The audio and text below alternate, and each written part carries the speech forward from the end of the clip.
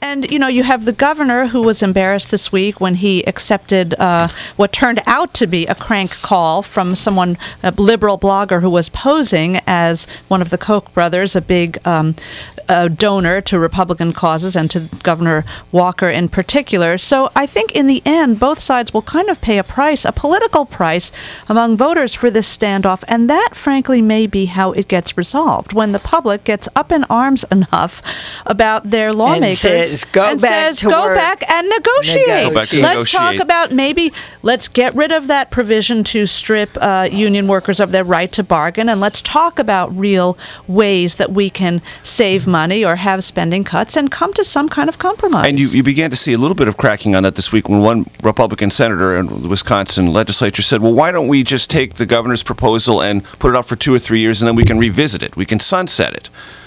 Saying, all right, Governor, we'll give you a partial victory on the collective bargaining issue you're so doggedly determined to win, but let's just sunset it. The governor said no. I mean, he is completely uncompromising on this underlying issue of collective bargaining rights, which, as all of us agree, and which the budget math is clearly shows, is unrelated to the $3.6 billion budget crisis that Wisconsin is facing. Cheryl, you raised this prank call.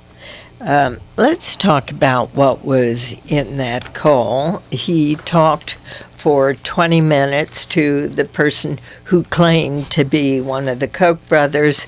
That in and of itself, a lot of people are complaining about, because they can't get through the governor at all. He apparently admitted his administration had thought about planting troublemakers into the protest crowds. He said he would not cave to the unions. He wouldn't compromise or negotiate. Has he done anything wrong, Chris? I would say there's a difference between the reality of doing something wrong and the perception of doing something wrong. And that's a big difference in politics. I would say the problem for Scott Walker, and I do think he started to lose momentum on this issue right around this call, is that the idea that someone who you think is David Koch can immediately get through and you can spend 20 minutes on the phone with this person in the midst of a national showdown over a budget and over collective bargaining, that perception is not good. And I would say that has cost him. It just looks nefarious. People do not like the influence money has in politics generally, and they don't like the idea that someone who is a billionaire who gives to Republican causes, of course it wasn't that person, someone posing as a billionaire who gives to Republican causes can get on the phone. I would say the actual verbatim of the call,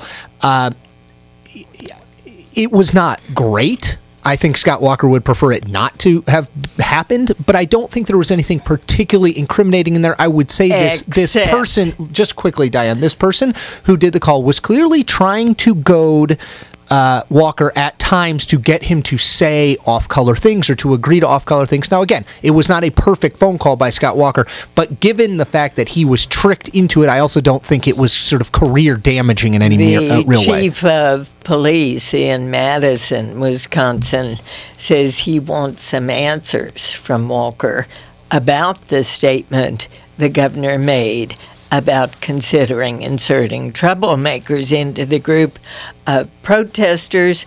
Quote, it was a public safety risk based on what he was saying. It was suggesting to cause disorderly behavior that could have led to unrest. Right. Well, thankfully for the governor, he only acknowledged that he had considered it. Right. He didn't. Had he acknowledged that he had done it, I think he would be in quite a bit of trouble. And I agree with Chris. Chris, I think that the problem for him was in taking the call and in spending 20 minutes. Some of the things he said on the call were frankly not that different from the things that he has said publicly. For instance, saying things like, this is our moment, this is our time to change history. That's language that the governor has used in public. So when you look at the content of the call, it's frankly not all that shocking, with the possible exception of this admission of considering I think we would all sending agree instigators in. It could have been much worse. Yeah. I mean, this thing could have been a complete career-ending catastrophe. Yes. I mean, if he had fallen and if he had said, in addition to considering instigators, well, we called several people and they had 40 ready, and we were going to deploy them, and then we just thought well of it. I mean, it could have been 100 times worse. It's bad enough as it is. I agree with everyone here. It's a bad call. Momentum has ebbed away from him since then. And the idea about instigating or potentially putting instigators in the crowd was not rejected because it was wrong or threatened public safety, because tactically they thought the politics wouldn't work out for him. That, we might rile the crowds up too much, and that could make things slip away from me. So it was a tactical reason, not a right and wrong reason. And I think that's a problem for Governor Walker.